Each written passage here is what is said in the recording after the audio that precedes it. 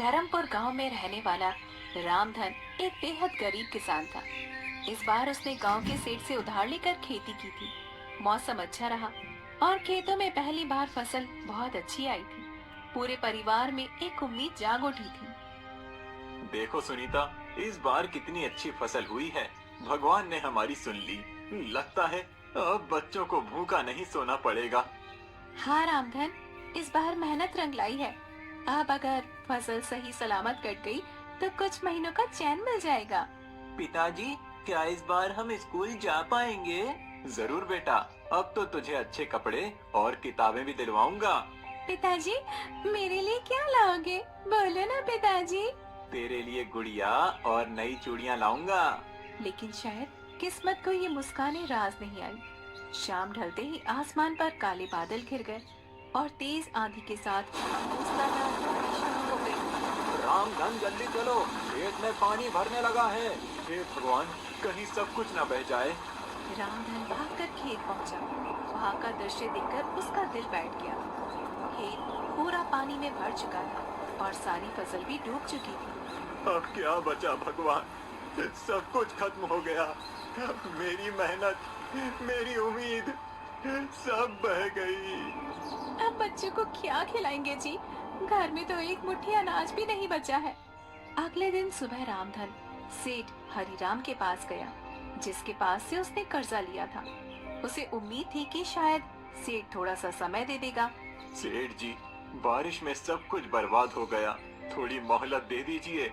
अगली बार फसल होगी तो सारा कर्ज चुका दूंगा। तुम्हें अब कोई मोहलत नहीं मिलेगी रामधन। कागज के हिसाब से अब वो जमीन मेरी है। सेठ जी, वो मेरी पुश्तैनी जमीन है। आप ऐसा मत करिए। मुझे कागज से मतलब है, भावना से नहीं। अब वो जमीन मेरे नाम है और तुम लोग तुरंत उसे खाली कर दो। रामधन की जमीन भी चली गई और उसके पास अब कुछ भी नहीं बचा था। उसके पास अब ना तो खेत था, ना पैसा और न ही कोई आसरा। सुनीता, अब इस गांव में हमारे लिए कुछ नहीं बचा। चलो जंगल की ओर चलते हैं, शायद वहाँ कहीं इससे छुपाने की जगह मिल जाए। ठीक है रामधन, अब जैसी तुम्हारी मर्जी। और इसी के साथ एक गरीब किसान अपने टूटे सपनों को समेटे अपने परिवार को लेकर निकल पड़ा, अनजाने अंधेरे की ओर। सेठ ने उन्हें जमीन से भी निकाल दिया था और अब उनके पास न घर का ठिकाना था, न ही खाने के लिए कुछ था। रामधन का परिवार एक बार फिर सड़क पर था। बारिश अब रुक चुकी थी, लेकिन उनके जीवन की बरसात थमने का नाम ही नहीं ले रही थी। चलो सुनीता, अब पीछे मत देखो। जो हो गया उसे सोचने से कुछ नहीं होगा। अब घर नहीं बचा सुनीता, बस जिम्मेदारी बची है इन बच्चों की। इन्हें भूखा नहीं सोने दूंगा, चाहे मुझे कुछ भी करना पड़े। पिताजी, अब हम कहाँ जाएंगे? बेटा, अभी हम एक जगह चल रहे हैं। वहाँ शायद कोई बूढ़े बाबा रहते हैं, जंगल के किनारे पर। सुना है वो अच्छे इंसान हैं। मुझे बहुत भूख लगी है बाबू, मुझे खाना चाहिए। थोड़ा और चल ले बेटा, वहाँ पहुँचते ही कुछ इंतजाम कर लेंगे। रामधन का परिवार गांव से बाहर निकलकर जंगल की ओर बढ़ गया। उन्हें दूर से ही एक टूटी हुई कुटिया दिखाई दी। पास जाने पर देखा, वहाँ पर एक बूढ़ा साधु अपनी धुनी रमाए बैठा था। बाबा प्रणाम, हम लोग बहुत मुसीबत में हैं। हमारे पास अब कुछ भी नहीं बचा। बेटा, तुम्हारे चेहरे पर ईमानदारी दिख रही है। तुम चाहो तो इस कुटिया में रह सकते हो। कुछ ज्यादा नहीं है, लेकिन सिर छुपाने की जगह मिल जाएगी। आपका धन्यवाद बाबा, भगवान आपको सुख दे। अब वही टूटी कुटिया उनका नया ठिकाना बन गई थी। अगले दिन सुबह रामधन जंगल में लकड़ी काटने निकला, ताकि बाजार में उसे बेचकर कुछ पैसे मिल जाए। सुनीता, मैं जंगल जा रहा हूँ, लकड़ियाँ काट कर लाऊंगा। फिर उसे बेचकर कुछ सब्जी लाएंगे बच्चों के लिए। जल्दी लौट आना, खाना भी बनाना है और बच्चों को भी कुछ खिलाना है जी। रामधन दिन भर जंगल में पसीना बहाकर लकड़ियां काटता रहा और शाम होते ही उन्हें लेकर बाजार की ओर गया। वहाँ उसे बहुत कम पैसे मिले, पर उसने कुछ आलू, प्याज और थोड़ा सा आटा खरीद लिया। ये लो सुनीता, कुछ खाने का सामान लाया हूँ। कुछ खास तो नहीं है, लेकिन बच्चों का पेट तो भर जाएगा। तुमने इतना सब किया रामधन, अब तुम हाथ मुंह धोकर बैठो तो मैं तुम्हारे लिए भी रोटियां सेक देती हूँ। माँ, क्या आज गुड़ नहीं आया? आज नहीं बिटिया, लेकिन हम कल जरूर से गुड़ लेकर आ जाएंगे। रात को सभी ने सूखी रोटियों के साथ उबली सब्जी खाई और पहली बार किसी को भी कोई शिकायत नहीं थी। सबकी आंखों में थकान थी, लेकिन उस थकान में भी एक उम्मीद छिपी थी। अब हर दिन ऐसा ही होगा। मैं मेहनत करूंगा और हम सब मिलकर आगे बढ़ेंगे। हमारे पास कुछ भी नहीं है, लेकिन हम एक साथ हैं, यही सबसे बड़ी बात है।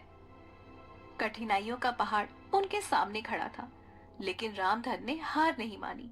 उसका सफर अभी लंबा था, लेकिन उसका इरादा सटीक था। रामधन अब रोज जंगल जाकर लकड़ियां काटता और शाम तक उसे बाजार में बेचकर जो भी मिलता उससे राशन लाता।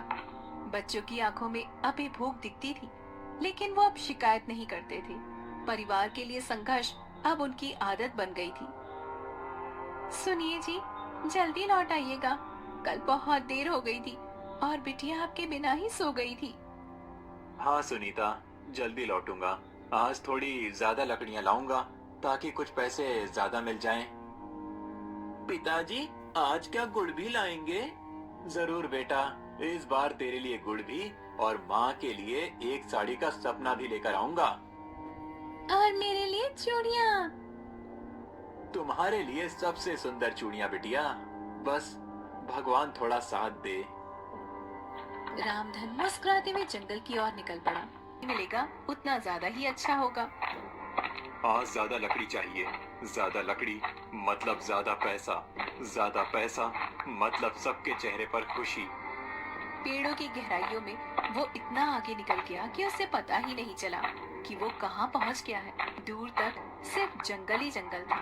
वहाँ पर कोई रास्ता दिखाई नहीं दे रहा था, न ही कोई आवाज थी। अरे, ये कौन सी जगह है? ये रास्ता तो रोज वाला नहीं लगता। लगता है कहीं गलत दिशा में आ गया। वो इधर उधर देखने लगा, लेकिन उसे कोई दिशा समझ नहीं आ रही थी। आसमान में बादल घिरने लगे थे और हल्की सी बारिश भी शुरू हो गई थी। हे भगवान, अब क्या करूं? जिस दिशा से आया था वो भी भूल गया। अब कोई रास्ता नहीं सूझ रहा। उधर झोपड़ी में सुनीता बार बार जंगल की ओर देख रही थी। सूरज ढल चुका था, लेकिन रामधन नहीं लौटा। आज बहुत देर हो गई है। अब तक तो वो रोज लौट आते हैं, आज इतनी देर क्यों हो गई है? माँ, पिताजी को कुछ हो तो नहीं गया? ऐसा मत बोल बेटा, वो ठीक होंगे, बस शायद ज्यादा दूर तक निकल गए होंगे। मुझे डर लग रहा है माँ। उधर रामधन थक कर एक पत्थर पर बैठ गया। उसकी आंखें नम हो गई, लेकिन फिर उसने हिम्मत जुटाई और आगे बढ़ा। तभी एक छोटी सी रोशनी दिखाई दी। वो क्या है? वहाँ कोई घर जैसा दिख रहा है या फिर कोई आग जला रहा है। चलो देखता हूँ। वो उस रोशनी की ओर बढ़ा और उसे एक अजीब सी गुफा दिखाई दी, जिसमें से पीली सी चमक आ रही थी। वो थोड़ा घबराया, लेकिन फिर अंदर गया। ये कैसी जगह है? सब कुछ सुनसान है, लेकिन यहाँ रोशनी कैसी? गुफा के अंदर वो जैसे ही आगे बढ़ा, उसे सामने एक अलग ही दुनिया दिखाई दी। वो एक गांव जैसा था, लेकिन वहाँ कोई इंसान नहीं था। पूरा गांव सोने के जैसा चमक रहा था। ये तो कोई सपना लग रहा है, मगर मैं तो जाग रहा हूँ। फिर ये क्या है? अचानक दो सिपाही आए और रामधन से बोले, तुम कौन हो और यहाँ कैसे आए? मेरा नाम रामधन है। मैं गरीब किसान हूँ, रास्ता भटक गया हूँ। राजा के पास चलो, वो तुमसे मिलना चाहते हैं। रामधन डरते हुए उनके साथ महल की ओर चल पड़ा। उसे समझ नहीं आ रहा था कि अब उसके साथ क्या होने वाला है। रामधन डर और हैरानी के बीच आगे बढ़ रहा था। सोने जैसे इस गांव में कोई आदमी दिखाई नहीं दे रहा था, लेकिन ये जगह किसी सपने जैसी लग रही थी। मैं कहीं सपना तो नहीं देख रहा हूँ। सब कुछ इतना चमकदार कैसे है? और ये लोग कौन हैं? सिपाही उसे महल के मुख्य दरवाजे तक ले गए। वहाँ अंदर से एक तेज और गंभीर आवाज आई। उसे भीतर ले आओ। रामधन अंदर गया तो सामने एक ऊंचे आसन पर एक वृद्ध राजा बैठे थे, जिनके चेहरे पर तेज और आंखों में करुणा थी। बताओ कौन हो तुम और यहाँ कैसे आए? महाराज, मेरा नाम रामधन है। मैं गरीब किसान हूँ। बारिश में मेरी सारी फसल बह गई। सेठ ने मेरी जमीन छीन ली और अब मैं जंगल से लकड़ी काटकर अपने बच्चों का पेट पालता हूँ। आज रास्ता भटक गया तो ये गुफा दिखी। तुम्हारी बातों में सच्चाई दिखती है रामधन। तुम्हारा संघर्ष तुम्हारी आंखों में साफ दिखाई देता है। महाराज, हम तो बस 2 रोटी के लिए मेहनत करते हैं। हम गरीबों का तो कोई सहारा नहीं होता। तुम जैसे लोग ही असली राजा होते हैं रामधन, जो बिना शिकायत के परिवार को बचाने के लिए लड़ते हैं। राजा ने पास खड़े सिपाही को इशारा किया और एक छोटी सी तिजोरी मंगवाई। रामधन, ये लो कुछ सोने के सिक्के। इन्हें अपने पास रख लो और अपने घर जाओ। अपने बच्चों के लिए कुछ खाना और कपड़े लाओ और एक नई शुरुआत करो। महाराज, मैं ये नहीं ले सकता। हम गरीब हैं, लेकिन मेहनती हैं। ये मेहनत का ही इनाम है। अगर ये तुम जैसे ईमानदार आदमी को नहीं दूंगा तो किसे दूंगा? रामधन की आंखों में आंसू आ गए। वो झुककर राजा के चरणों में गया। आपने तो जैसे मेरी जिंदगी बदल दी महाराज। अब मैं अपने बच्चों को भूखा नहीं रखूंगा। जाओ रामधन, लेकिन याद रखना, ये गांव सिर्फ उन्हीं को दिखाई देता है जो सच्चे दिल से मेहनत करता है और अपने स्वार्थ से ऊपर होते हैं। अगली सुबह रामधन इन सिक्कों को लेकर बाजार में गया। वहाँ से उसने खूब सारा राशन लिया, बच्चों के लिए नए कपड़े खरीदे और सुनीता के लिए एक रंगीन साड़ी खरीदी। आज दिल से सुकून मिला सुनीता। बच्चों के चेहरे पर जो मुस्कान देखी है, वो सब कुछ भूल जाने जैसी है। अब लगता है जैसे हमारा भाग्य सच में बदल गया है, लेकिन इन सिक्कों से कर्ज चुकाना भी जरूरी है जी। रामधन उसी दिन सीधा सेठ हरिराम के घर पर गया।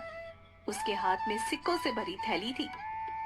सेठ जी, ये लीजिए आपका कर्जा। पूरा चुका रहा हूँ। एक एक सिक्का मेहनत से आया है। रामधन, ये सब कैसे हुआ? अचानक तू इतना अमीर कैसे हो गया? कहीं चोरी तो नहीं की? सेठ जी, मैं गरीब हूँ, लेकिन चोर नहीं। मेहनत की है और भगवान की दया से ये मिला है। तू ये सब कहानी मुझे मत सुना। अब अगर तुझे कर्ज चुकाना ही था तो पहले क्यों नहीं चुकाया? अब चुका दिया सेठ जी, और अब आप मेरी जमीन के कागज भी लौटा दीजिए। सेठ को शक था, लेकिन सामने सोने के सिक्के दिखकर वो चुप हो गया। जमीन के कागज लौटाए और रामधन वहाँ से निकल गया।